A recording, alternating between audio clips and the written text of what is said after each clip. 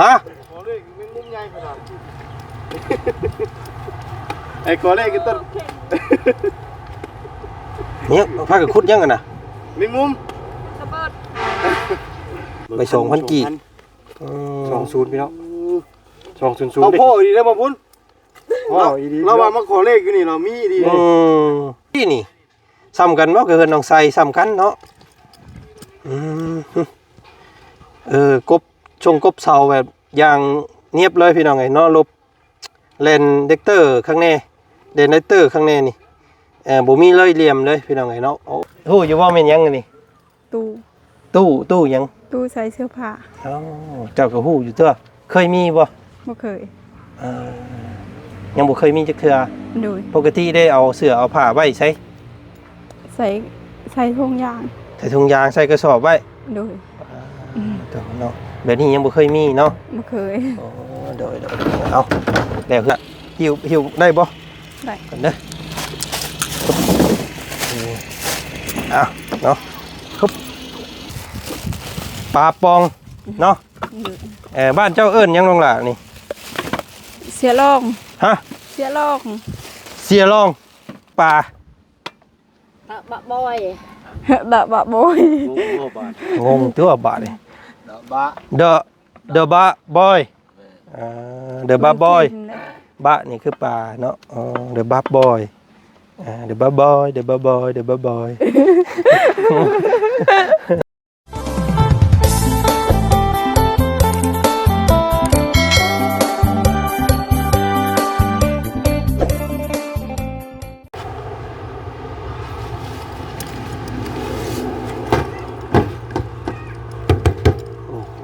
ดีอยู่พ่อเนาะ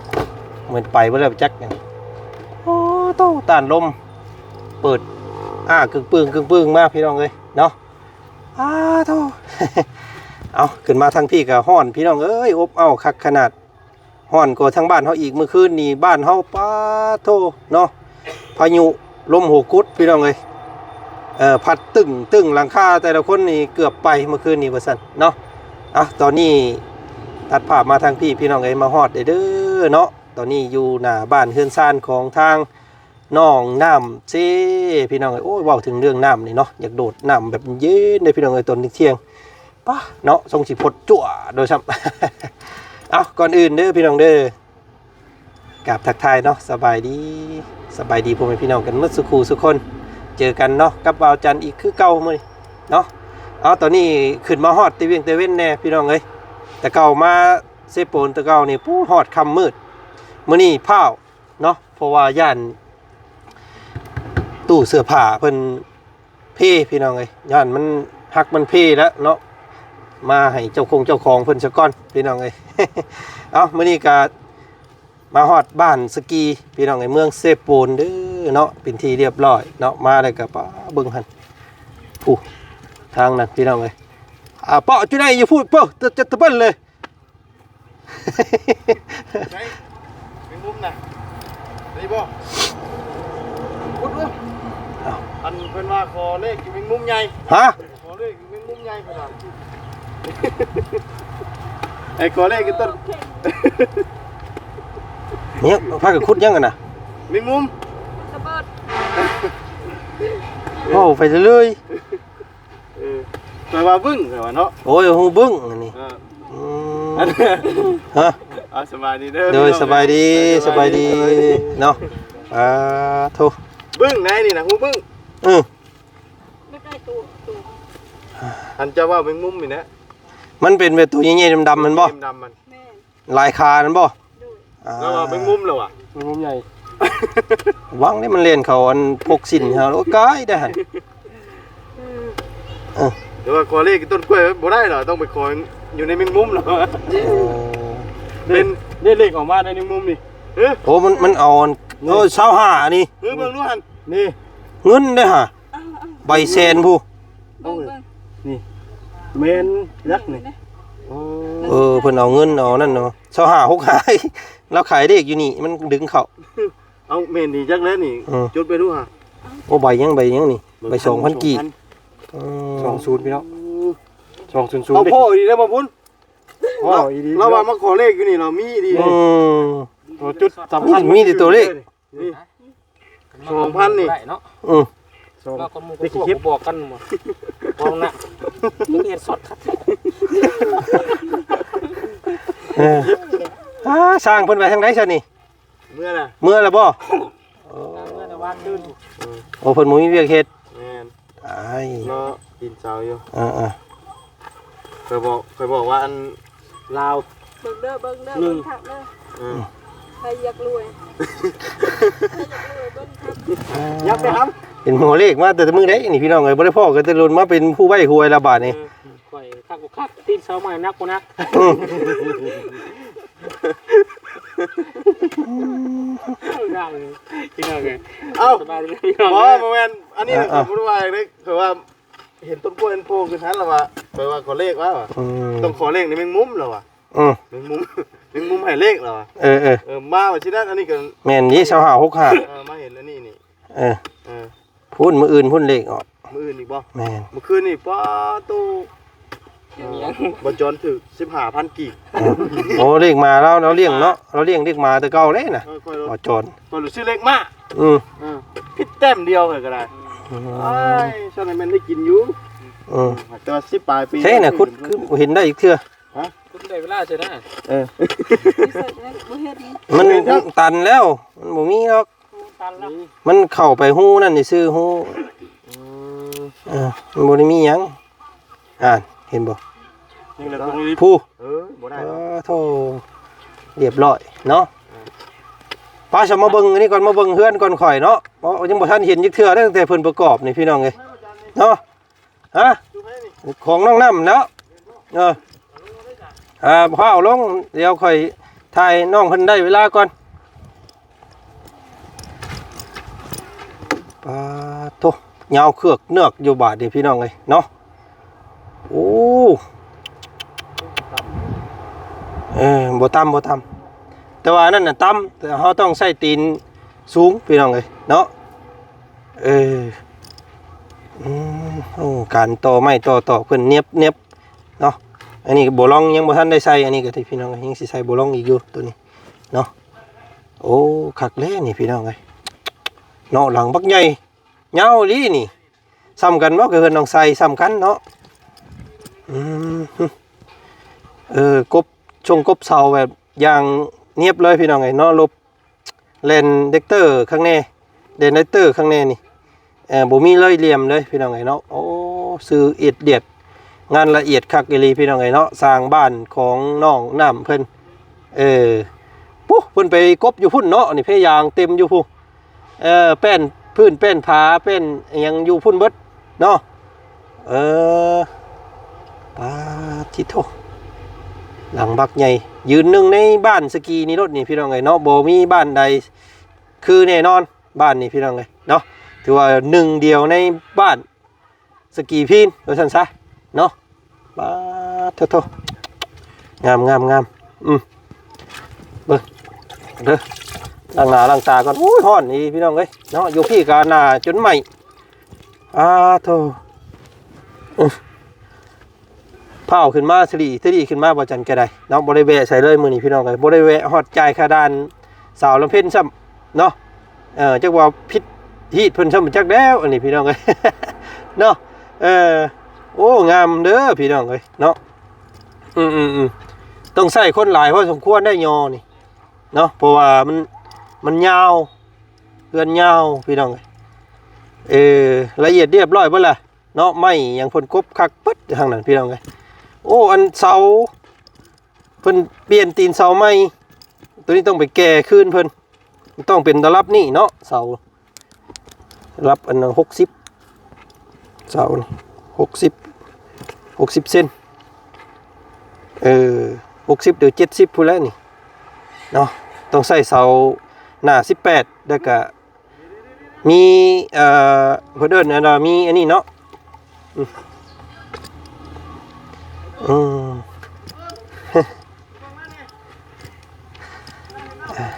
มาทักมาทายทางพี่ก่อนพี่น้องไงเนาะมาเบิ่งหม่องเพิ่นเพิ่นเอาเพบอสเพนี่กั้งอันนี้เนาะไม่ทุกเส้นทุกอัน กบเราเรียบร้อยเนาะงามเดินี่พี่น้องเอ้ยโท สบายดีพ่อสบายแม่เนาะโดยพี่น้องสบายดีเนาะโทพากันนอนพักผ่อนฮ้อนตอนเว้นเนาะสร้างเพิ่นจักมื้อเลยเพิ่นเมื่อ2 มื้อนี่แล้วโอ้มันบ่มีเวียกเฮ็ดบาดนี้เพราะว่าต้องถ่าตีนเสาหั่นเนาะห่วยเพิ่นยังหลอมยังบ่แห้งบ่ซะเนาะพี่น้องเนาะเฮามัน12ต้นผู้ใดนักแต่พี่น้องเอ้ยเนาะสมควรและมื้อวันสิขึ้นเฮือนขึ้นศาลเด้บัดนี้มื้อใดพออันว่าสิย่อนะวันเสาร์แล้ว วันเสาร์เบิ่งมื้อนี้วันหยังวันคานเนาะแม่นบ่วันคานพุธพฤหัสศุกร์เสาร์โอ้อีก5มื้อก็พวกเฮาก็คือสิได้อยู่ทันอยู่เนาะสิอยู่นํกันนี่แหละว่าซั่นซะก่อนสิกลับลงไปเนาะสิย่อเฮือนย่อซานให้ก่อนเนาะอันนี้ไม้48เนาะครบเรียบร้อยเบิดแล้วเดืออยู่พี่น้องเอ้ยบ่จันเบิ่งนะเบิ่งคักๆแล้วนี่เฮ็ดอันเฮือนครัวเฮือนหยังต่อก็ได้อันนี้เนาะเพราะว่าสั่ง80ตัวนี้ปกตินี่70 60ก็พอนะแต่ว่าเพราะว่ามันสั่งไม่เทื่อละหน่อยแล้วยันเพิ่นบ่มาส่งเนาะเป็นผ้าได้พอเรียบร้อยเป็นพื้นเนาะเพิ่นเอิ้นเนาะโธ่ ไผสิมานอนอยู่นี่ฮะอันนอนอยู่นี่บ่กลางคืนกะว้าวนอนอยู่พื้นเล่ามันอันตรายได้นี่สมมุติมันเข้ามันบึบลงไปมันโอ้ยเนาะช่างเฮ็ดแท้นี่แม่นักบ่นักมันบ่เป็นหยังบ่เป็นเนาะนอนอยู่นี่นี่พี่น้องเอ้ยอันตรายแล้วบ่มีหม้องนอนว่าซั่น อันนี้แป้นพื้นนี่เนาะพี่น้องเนาะแป้นปูอันนี้นะ50แผ่นเนาะ1 2 3 4 5 50แผ่นก็คือสิพอพี่น้องเพราะว่ามันเป็น5 เมตรเนาะความกว้างความมันเพิ่นโธ่เอาบัดที่นี่ก็มีแต่ว่ารอสร้างเพิ่นมากับเสานี่แหละว่าซั่นซะเนาะเสาเฮ็ดครึ่งยังไว้ก็มันสิบ่เฮิงโพดบ่พอวันเสาร์คำว่าได้อันนั้นก็ย่อแล้วแหละคำว่ามันครบเนาะคำว่าตีนเสามาครบมันก็หามื้อดีก็ย่อแล้วแหละมันจังมีเวียกเฮ็ดเนาะสั่นฝนตกมานี่บ่ไหวได้นี่สิไปนอนใส่นี่ฝนตกฝนดินเนาะทั้งบ้านผู้ทั้งบ้านวาจันผู้ฝนตกแห้งได้เมื่อคืนนี่ง้อเด้ว่าซั่นเนาะถ้ามันมาทั้งพี่นี่จักสิอยู่ไสแล้วเจ้าเนาะ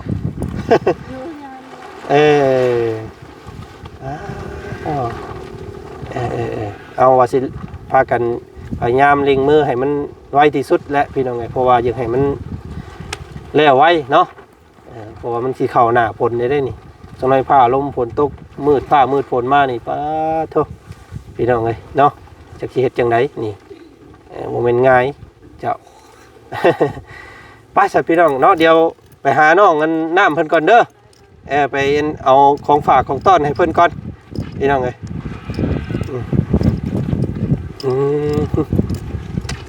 เนาะอันนี้ต้องได้แก่คืนเพิ่นอีกพี่น้องเอ้ยต้องได้แก่เมื่อแล้วนี่เนาะ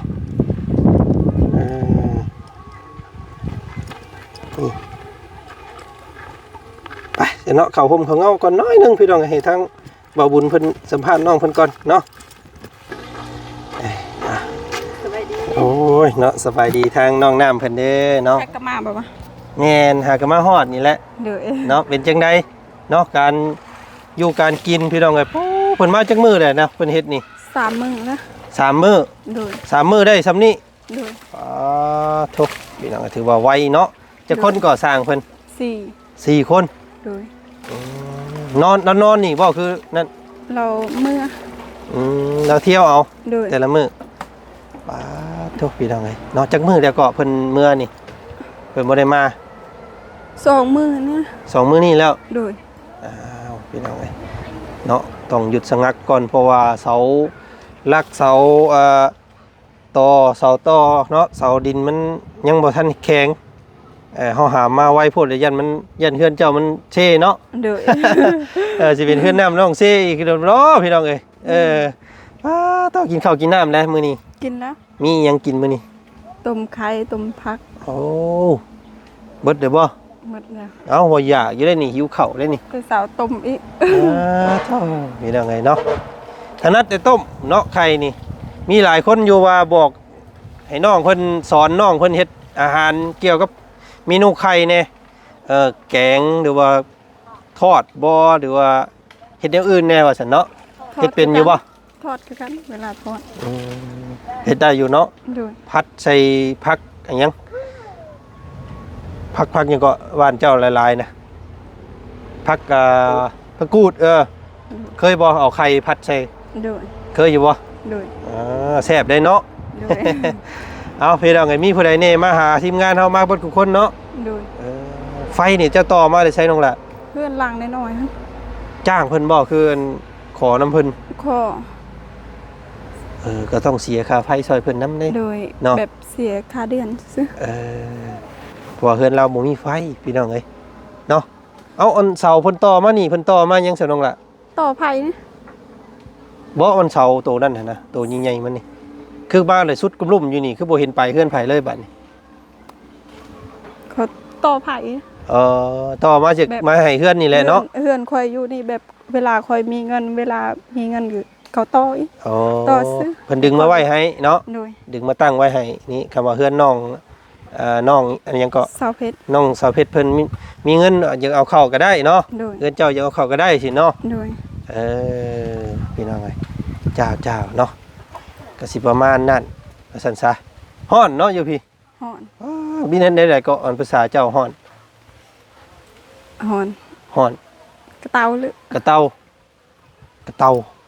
พี่น้องเด้อฮ้อนเนาะจื้อไว้เด้อบ่เพิ่งได้บ่ถามแต่น้องเพิ่นเลย ถามแต่คำเก่าบ่จื้อเทื่อละเตาลึฮ้อนเนาะ โดย เหือย่อยได้บ่จังได๋เหือย่อย ปะฮูร ปะฮูร ปลาฮูนที่บ่ แม่ ปลาฮูนแม่นบ่ปลาฮูนเอาพี่น้องเอ้ยเนาะมื้อนี้มาฮอดจอดถึงบ้านของน้องน้ำเพิ่นแล้วพี่น้องเอ้ยเป็นมื้อแรกแหกมานทางพวกเฮาก็ขึ้นมาไว้ในมื้อนี้เนาะเพราะว่าและเนาะมีของฝากของต้อนมาฝากเจ้ามื้อนี้อยู่ดังรถระเบ้าพุ่นแหละ โดย เนาะไปเบิ่งน้ำกันสิแม่นหยังเนาะ โดย มีของฝากเด้มารอบนี้พี่น้องเอ้ยบ่ได้มามือเปล่าเด้อเนาะต่อฮ้อนพี่น้องฮ้อนลึเนาะ โดย ละเต้าลึ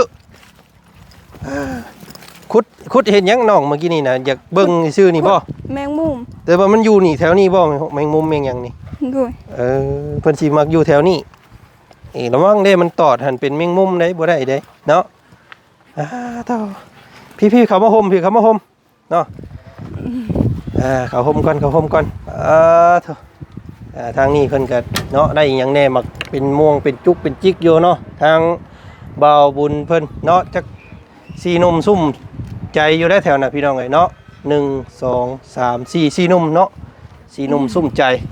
อยู่ทางน่ะเนาะ โดย เถอะ มานี่แหละพี่น้องเอ้ยเนาะของฝากของต้อนอันนี้โมเมนเด้อ โดยดูแล้ว ฮู้อยู่ว่าแม่นหยังอันนี่ ตู้หยัง ตู้ใส่เสื้อผ้า เจ้าก็ฮู้อยู่เด้อเคยมีบ่ บ่เคย ยังบ่เคยมีจักเทื่อ โดย ปกติได้เอาเสื้อเอาผ้าไว้ใส่ ใส่ถุงยาง ใส่ถุงยางใส่กระสอบไว้ โดย เนาะแบบนี้ยังบ่เคยมีเนาะ บ่เคย โดยเอาแล้วเฮือนแล้วซ่านซะก่อนจังซื้อเอาเนาะน้องล่ะเนาะ โดย เฮือนยังบ่แล้วจักเสือมาป้าใส่แล้วคำว่านั่นก็เนาะคำว่าเอาให้เรานี่ก็ได้พี่น้องเอ้ยพี่เนาะของฝากเจ้าอยู่พี่น้องเอ้ยมันสิเว้าบ่ซังเครื่องสักอันตู้นี่หมูเป็นโตผู้ข่อยซื้อมาให้นี่เนาะมียำพี่น้องเอ้ยแล้วก็เด้อ อุ๊บเดี๋ยวเขาจึงไปเบิ่งน้ำกันอยู่เนาะนักได้น้องล่ะหิวได้บ่ ได้ กันเด้ออ่ะเนาะฮึบโอเคไปเมื่อเฮือนบาด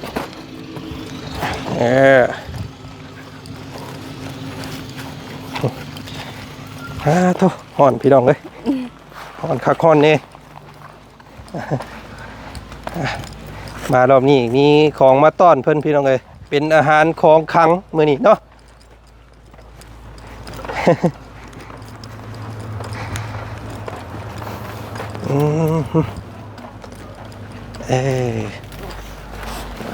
เนาะออกมานั่งเบิ่งอยู่น้ำกันนี่น้ำมันกาไฟบ่นี่ บ่แม่ น้ำมันน่ะเพิ่นเอามาให้เห็นบ่ โดย ยังกินตลอดอยู่เจ้าเนาะ ยังกินอยู่ เป็นนี่ได้การวินหัวยังวินอยู่บ่ บ่บ่ได้ไปเฮ็ดเวียกนั่ง มันก็บ่ได้เป็น โดย พักผ่อนเพียงพอสั้นๆเนาะใช้เอาออกมาเบิ่งอยู่น้องล่ะน้ำถุงมีหยังแน่เนาะเก็บออกมาเนาะดูให้พี่น้องนี่เป็นของฝากเนาะของน้องน้ำเพิ่นนี่โอ้โหเยอะ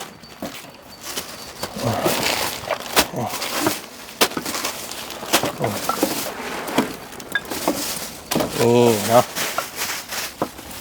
ตอนของต้อนพี่น้องเลยนี่เป็นนัว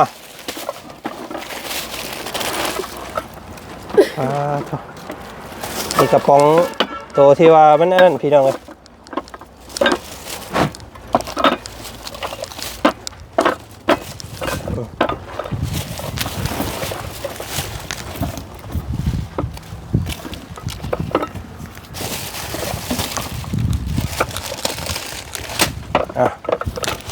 โอเค ปลาปองเนาะบ้านเจ้าเอิ้นยังลงล่ะนี่ เสียลอง ฮะ เสียลอง เสียลองเสียลองเสียลองเอานั่งลงนั่งรถโอเคเสียลองเนี่ยคือปลากระป๋อง โดย เสียนี่ปลาเนาะ โดย ลองนี่คือกระป๋องเนาะ โดย เสียลองเด้อพี่น้องเด้อภาษาเพิ่นเนาะเสียลองมื้อนี้เอามาให้น้อง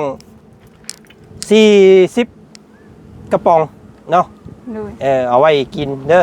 เอาไว้กินแล้วก็เอาไว้ยุกย่อสร้างเนาะเวลาสร้างเพิ่นมาเฮ็ดเวียกเฮ็ดงานหาของอยู่ของกินบ่ทันแล้วก็ย่อเพิ่นเนาะบ่ต้องเฮ็ดหยังก็ได้พี่น้องเอ้ยคั่วปุ๊บและเทปุ๊บโลดกินได้เลยเนาะ โดย หรือว่าเจ้าสิเอาไปพัดใส่ผักใส่หญ้าก็ได้เด้อ โดย เฮ็ดได้ก็ได้ให้มันได้กินโดนๆพี่น้องเอ้ยเนาะ40กระป๋องมื้อนี้แล้วก็ตัวนี้ น้ำปลาร้า น้ำปลาร่าน้ำปลาล่าหรือว่าปลาแหลกบ้านเฮาเนาะบ้านเจ้าเอิ้นหยังเสียหยังเสีย บ่ฮู้ บ่อันว่าปลาแหลกบ้านเจ้าเอิ้นภาษาเจ้าว่าจังได๋ ปลาแดกเด้ ฮะ ปลาแดก ปลาเละ ปลาได้ ปลาเละ โดย มันบ่แม่นปลาแหลกเนาะ บ่แม่น ปลาเละปลาแบบมันเละมันเปื่อยก็เนาะเล่านี่เว้าถึกเนาะปลามันเละมันเน่ามันเปื่อยเนาะมันเละปลาเละสองอันอันนี้พี่น้องเอ้ยอันนี้เด้น้ำปลา บะบอย ดะบะโบย งงตัวบาทเลย บะ เดอะบะบอยเดอะบะบอยบะนี่คือปลาเนาะเดอะบะบอยเดอะบะบอยเดอะบะบอยเดอะบะบอยโมเมนต์เพลงได้ตัวนั้นเนาะเดอะบะบอยเดอะบะบอยเดอะบะบอยอันนี้ได้เกลือ โบยโบย โอ้มันจะเกี่ยวกับเข้ม โอ้บอยนี่คือเข้มบ่ โดย น้ำอันนี้เดอะบอยนี่น้ำเข้มเนาะ โดย ทำสีว่ากันโอ้แบบนี้พี่น้องแบบนี้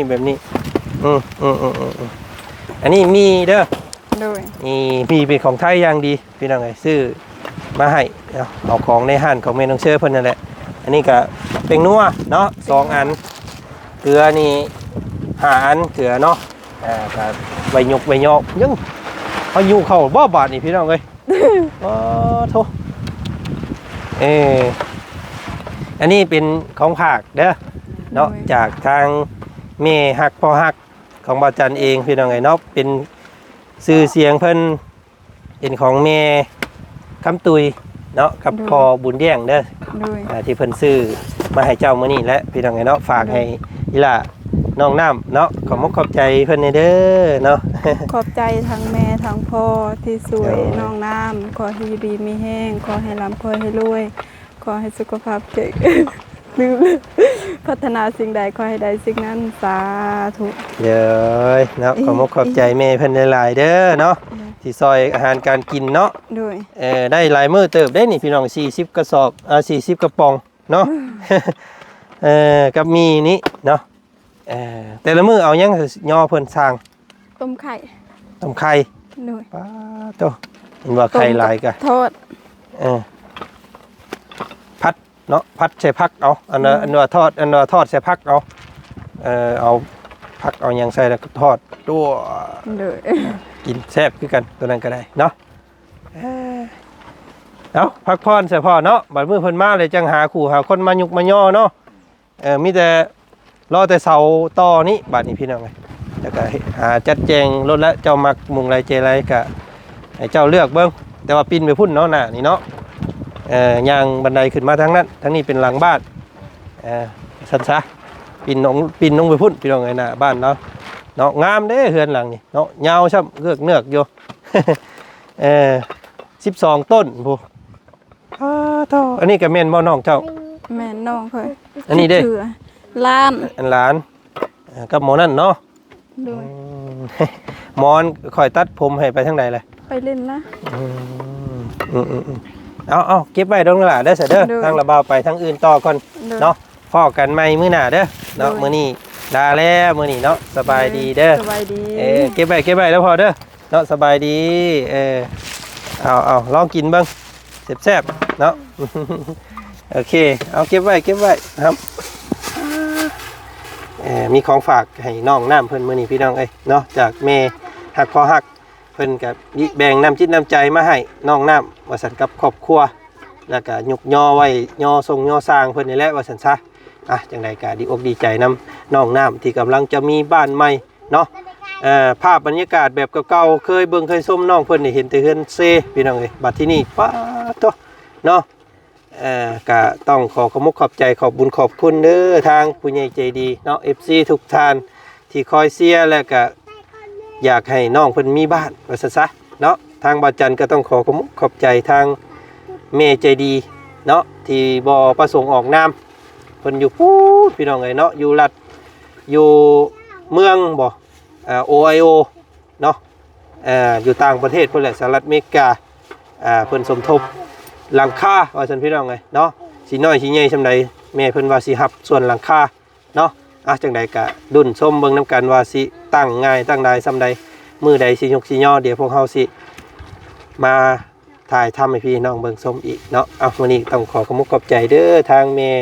คำตุ้ยแล้วก็พ่อบุญเลี้ยงเนาะพ่อฮักแม่ฮักที่แบ่งน้ำจิตน้ำใจให้ทางน้องน้ำเพิ่นมื้อนี้พี่น้องเอ้ยก็ขอให้ทางพ่อกับแม่จงอยู่ดีมีแฮงเนาะจงมีแต่ความสุขกายสบายใจเด้อเนาะปรารถนาสิ่งใดเนาะคิดสิ่งใดก็ขอให้สมความมุ่งมั่นปรารถนาทุกสิ่งทุกอย่างเด้อเนาะมื้อนี้ไปก่อนพี่น้องฮ้อนโอ้ยเนาะลืมอีกเลยพี่น้องเอ้ยเราเว้าเมื่อกี้นี่เว้าเข้าหูซ้ายทะลุหูขวาพี่น้องเอ้ยฮ้อนกระเต้าเนาะโอ้ไปพี่น้องเอ้ยกระเต้าถ้าเกาลึเอ้ย